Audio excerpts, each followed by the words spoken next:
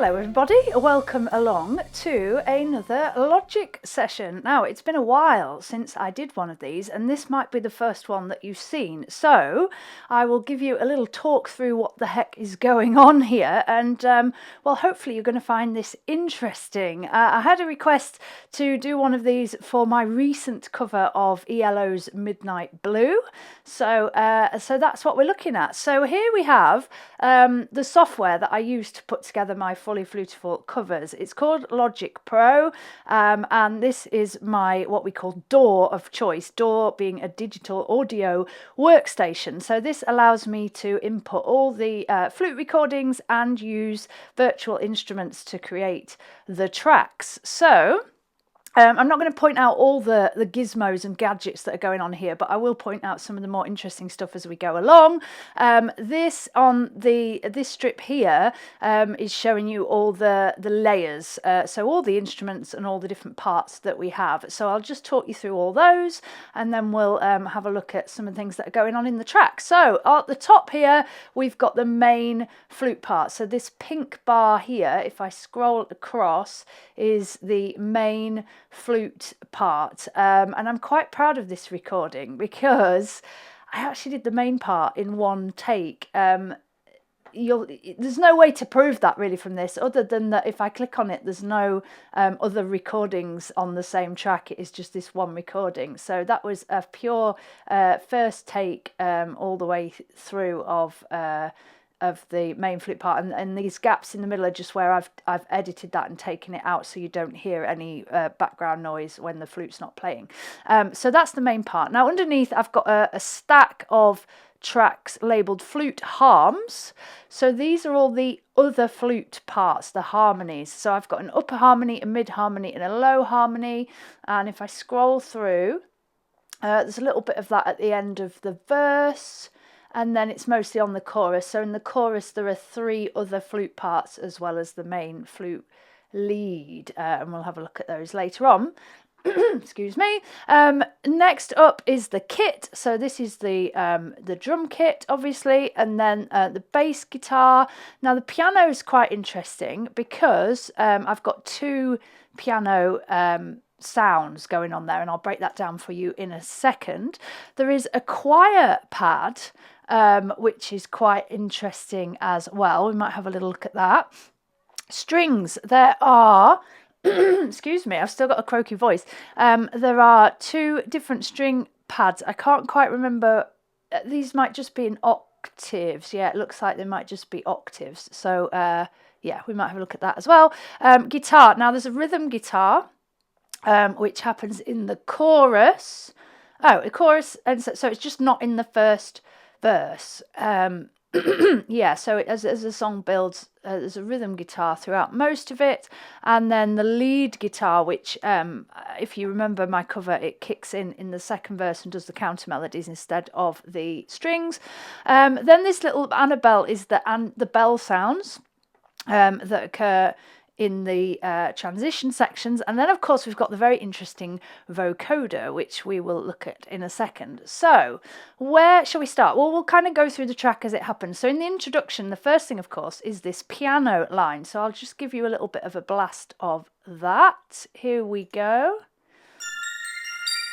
Oh no, sorry, it's not the piano in the intro, is it? Piano kicks in the verse. Right, so we've got the little bells there. That's the Annabelle sound, and the vocoder. Okay, let's talk about the vocoder, so I'll just let you listen again. Actually, let's highlight it. There we go. Midnight Blue. I love that. So that is obviously in the original track, and on the original track I believe they're saying midnight blue, but you can't hear the words so pronounced, but in my version you can hear the words a little bit more. This is indeed me speaking midnight blue. Now if I take off all the processing on this, you'll hear it. So if I just get rid of that, we'll take off the reverb as well. Midnight blue. I've still got the vocoder on. Hang on, why is that happening? Hang on. Oh, okay. I need to open up the stack and then we will hear it. So I'm just going to mute that and let's just solo Okay, yeah, if I take that off, now you should hear it. Midnight Blue. Right, so that's the original audio file. That's what I sang into the software.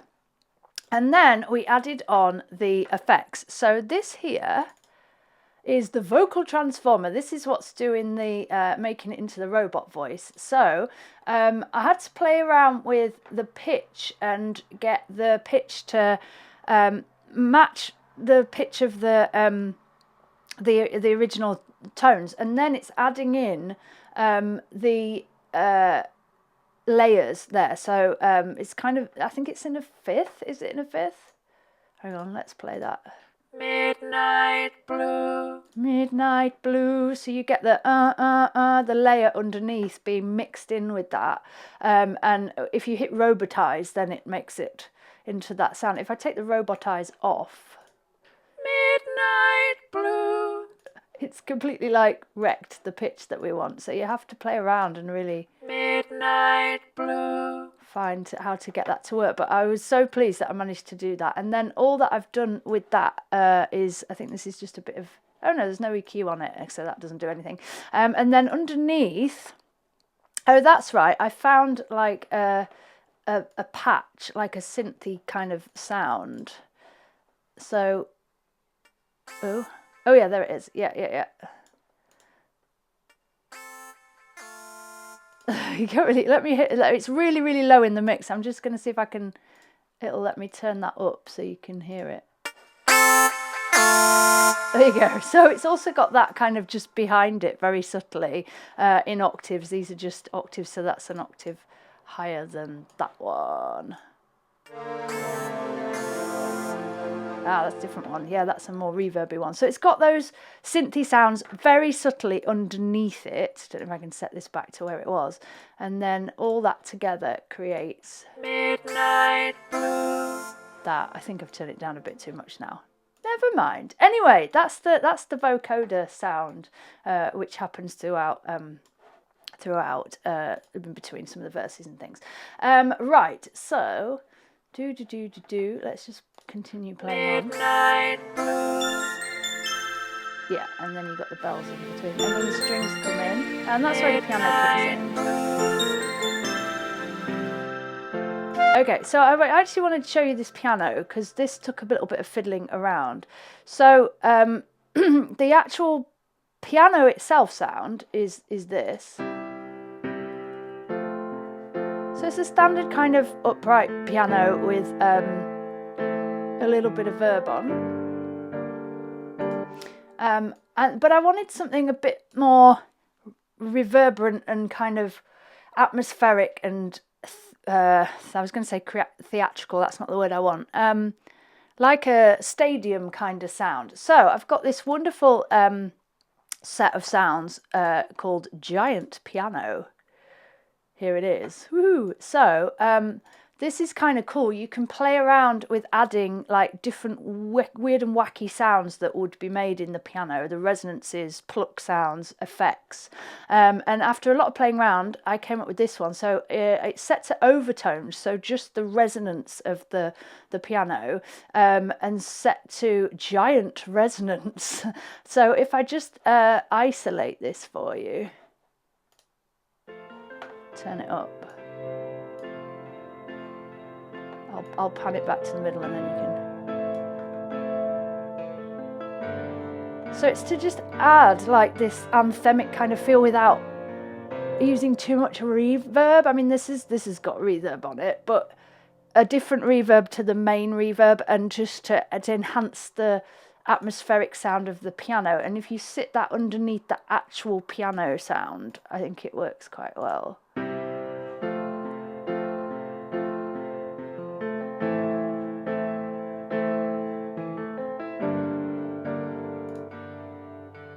So that's it without, and that's it with the piano on. Okay, so that's a little bit about the piano. Okay, let's continue. Let's just get everything back. Continue playing through. So the first verse is very simple, obviously. We have the piano and the flute here. The flute here has got loads of Yeah, a little bit of delay and load of reverb on. Oh, and I love that where the bass comes in as well. It's very subtle, but you suddenly get that bass kicking in, look there. And it just kind of depth. You've had all this like atmospheric piano stuff, very airy, flute, very airy, and then the bass just kicks in and kind of grounds it down. Oh, and the choir come in there. Right, let's talk about the choir. So there are some choir sounds on the original, but I've used them a little bit less subtly, I think, than the original, especially later on in that middle verse, which just is kind of very watery to me. Anyway, this choir patch, I haven't really used this before, this particular sound, but I've wanted to. This is actually the Jacob Collier audience choir. So many of you who know Jacob Collier, fabulous musician, he tours now all over the world, and one of the things that he does at his gigs is he gets the audience to join in and kind of sing together and create like harmonies and layers. It's very, very clever what he does. So from that, he's done lots of recordings and he's used them in his own work, but he's also created this virtual instrument for us. So this was taken from his world tour in 2022, and you can actually select, I believe, let me just play around with this. No, I can't remember how this works now. You can certainly select different sounds that the choir, that they recorded from the audience choir. So you can make them go or oo or e or r or whatever. I thought you could select the towns that they were recorded in, but I don't think you can. So there's lots of variables with this, but it's really, really cool because rather than giving you a kind of synthesized, processed sound, which even some of the choir recordings for virtual samples tend to be like, this one is much more organic. So if we just isolate that,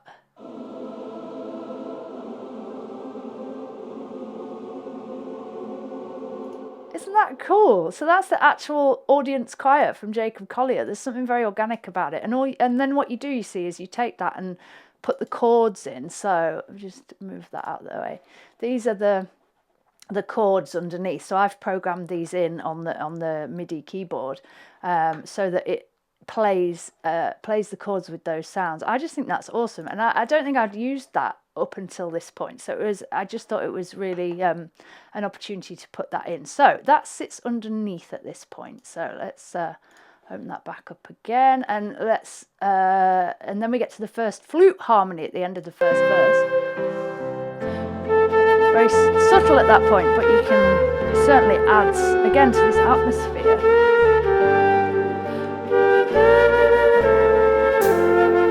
Yeah, nice little flute harmony there, quite prominent, just moving with the flute line, and then the kit kicks in.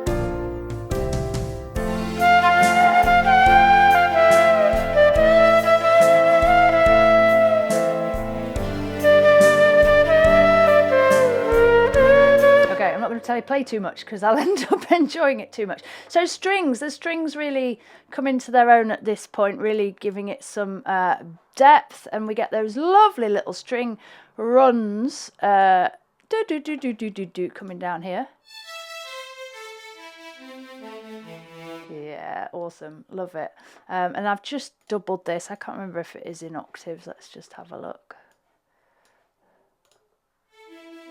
Yeah, so this lower line is an octave lower than the top part, which just kind of emulates a full string section, makes it a little bit adds a bit of depth to it. So that goes on throughout the whole of the second verse. We haven't got the guitar in at this point. Okay, so that then takes us into the chorus. We get the bells and the vocoder kicks in, and the chorus is where we get the rhythm guitar and the guitar lead. So I'm just going to highlight the rhythm guitar for you.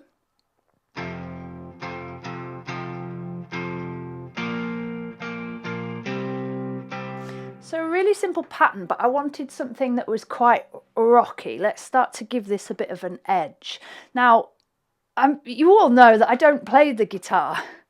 So what's wonderful nowadays is you can have some wonderful virtual instruments which will do lots and lots of things for you and work out patterns for you. So this is a fantastic instrument, again from Native Instruments. I use a lot of Native Instruments stuff. It's wonderful.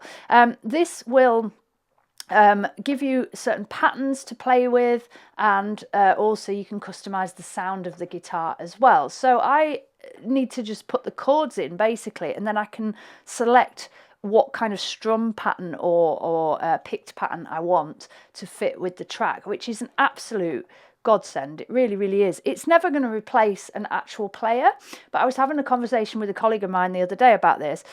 For what I do, it's fine. You know, my tracks, the focus isn't the guitar, it isn't the drums. There's a similar thing here with the drums.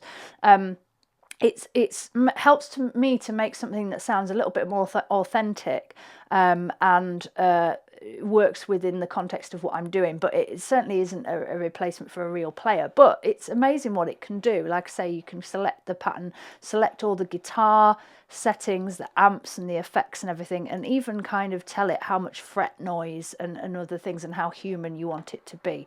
So certainly a wonderful thing. And that's now how I do most of my guitar parts. The lead, of course, is programmed as single notes.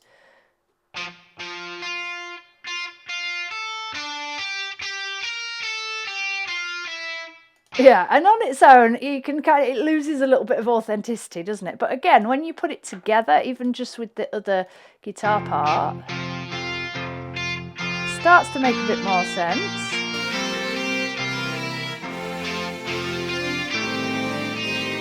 And especially with the strings. So the strings now are doing all the kind of bed work underneath, and the guitars are really adding to the rhythm and the counter melody there. And then we add that to everything else, including the flute harmonies which kick in here. So I'm sure many of you want to listen to those. So I'll just open those up and solo those out for you.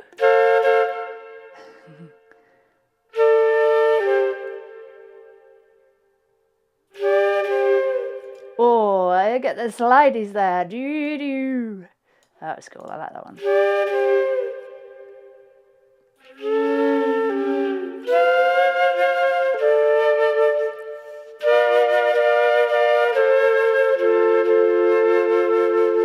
Yeah, so that's the chorus. The chorus flute parts, which are taken from the original vocal harmonies. What's cool about these, very typical of this era, is they're just like ba ba. They're just little stabs in between. They're not the full. Don't harmonise with the full line, which gives it lots of texture.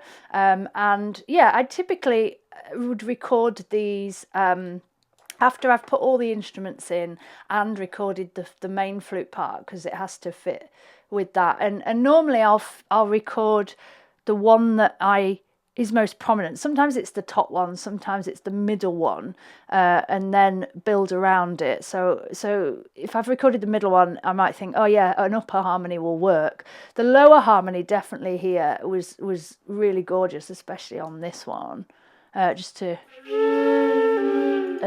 really give it that depth. And actually, if you isolate just the lower harmony, it's not really doing, you don't really hear it. I mean, the low end of the flute isn't very loud anyway, so in balance there's not a lot of sound there. Oh, actually that one's not too bad.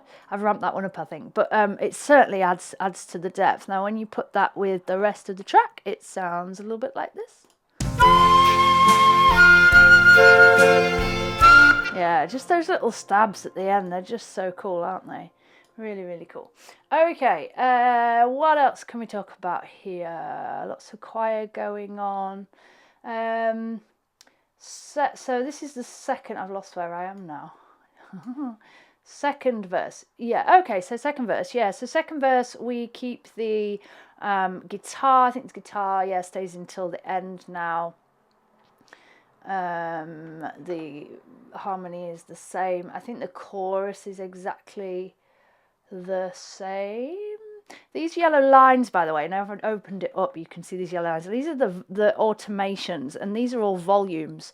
So once you've put the track together, this is part of the mixing process, altering the volumes for each of the instruments or sections within the piece. So say here, so the strings have dropped down in that second verse because the guitars now come in, and then the volume goes up in the chorus, and it's there, yeah, and they're opposite to the choir, so the choir in the verse is more prominent and then drops down in the chorus. Okay, middle 8.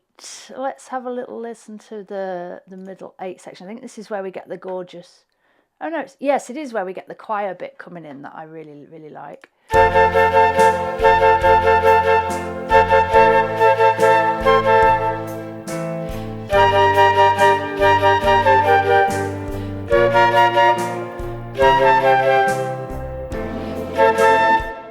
I love that. That just screams underwater to me, which is why I did that in the video. That choir coming in there.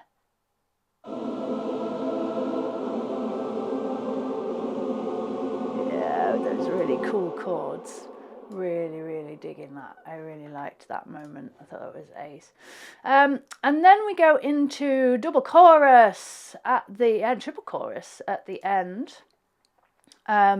With everything kind of going. So we got the guitar lead, we got the rhythm guitar, string ensemble working hard here. And I don't know if you heard this in it, but this crazy run, which I ummed and ahed about. It's in the original, but making it sound good on virtual instruments is pretty tricky. So let me just isolate this string run for you, see what you think when you hear it on its own.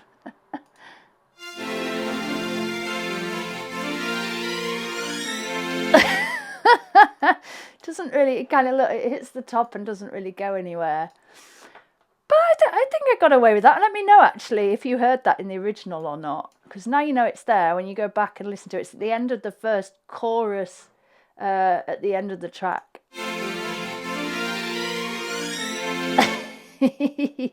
Yeah, again, this will never replace actual real live people, because yeah, it sounds a little bit but in a mix I think it's fine. And you kind of, there are lots of things when you produce that you shouldn't really be able to pick out and hear, but if they were missing, you know they were missing. That's one of them for me. Anything else in this final section? No, not really. This final bit just kind of does its own thing, doesn't it? The flute, obviously the main flute part, I decided to play around a bit with these final choruses.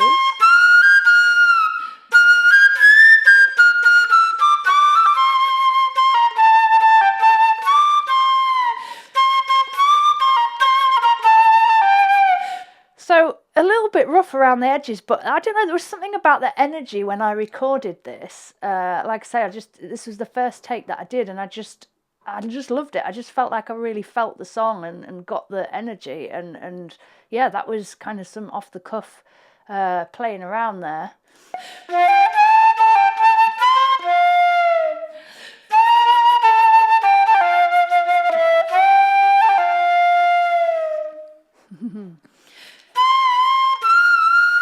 And then I was just like, what can I do here? Let's just get more slides in, because you can never have too many slides. So I went a bit mad with the slides at the end here.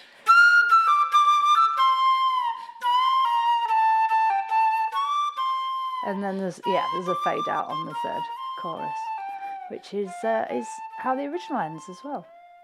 So there we go. I hope you enjoyed that. A little bit of a look behind the scenes at putting together Midnight Blue. If you've got any questions, then do drop them below and I'll endeavour to answer them. And yeah, let me know if you want to see more Logic sessions. I do enjoy doing them. It is finding the time. It's finding the time. But if you enjoy them, then let me know, and we'll see if we can do more. All right. Cheers, folks. Hope to see you again soon. Bye for now.